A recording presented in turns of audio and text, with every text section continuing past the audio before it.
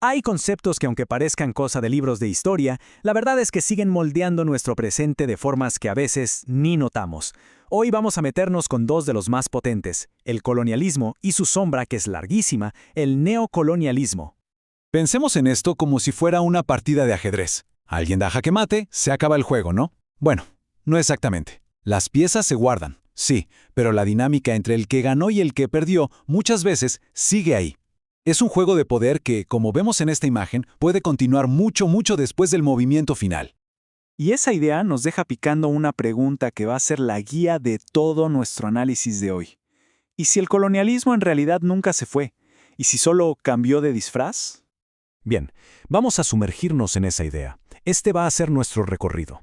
Primero, vamos a ver esa sombra del colonialismo. Después, vamos a intentar descubrir la estructura invisible que dejó. De ahí, pasamos a analizar su disfraz moderno, el neocolonialismo, y vemos cómo opera hoy.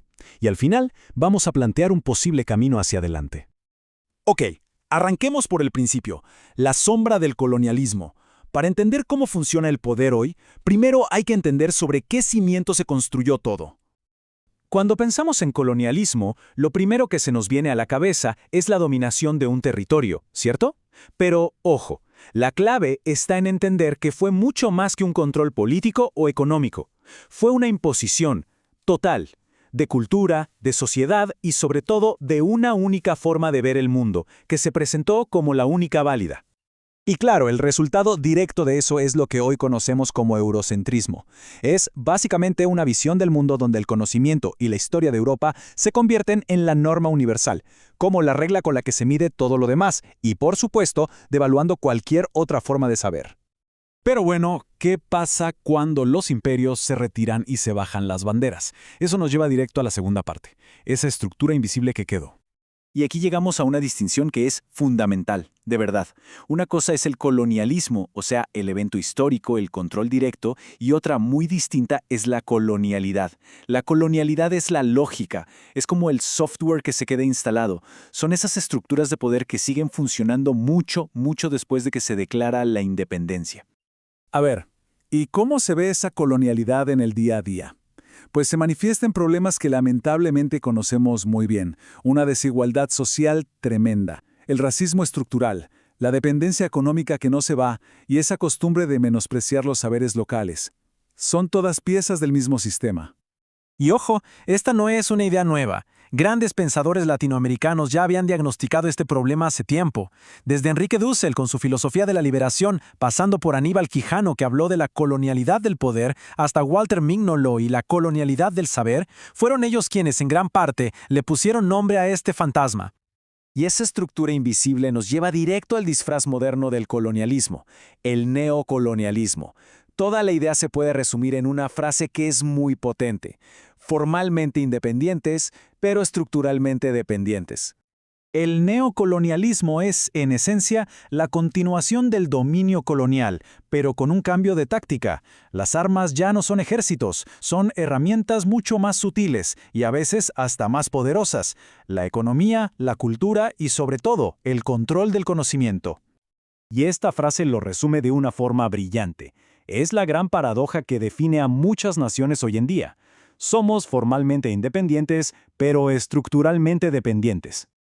Pero bueno, ¿cómo funciona esto en la práctica? Vamos a intentar desenmascarar los 4 mecanismos clave que lo sostienen hoy. Esta estructura se apoya principalmente sobre 4 pilares: la dependencia económica, la colonialidad del poder, el neocolonialismo cultural y, por último, la colonialidad del saber. Vamos a verlos uno por uno. Empecemos por el económico. Es un ciclo que se repite una y otra vez. Se exportan materias primas baratas y se importa tecnología cara.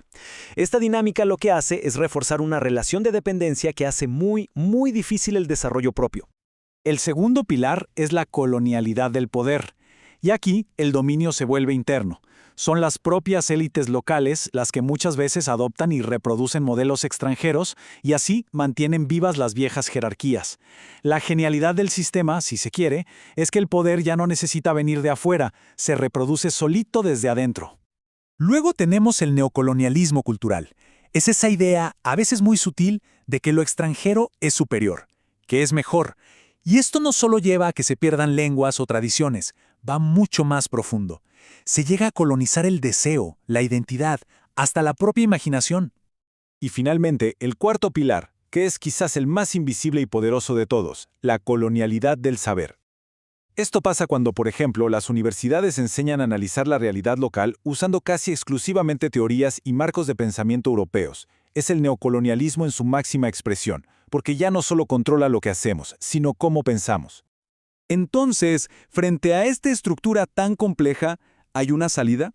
Esto nos lleva a la parte final, la propuesta de pluralizar el conocimiento como una forma de desafiar a este imperio invisible.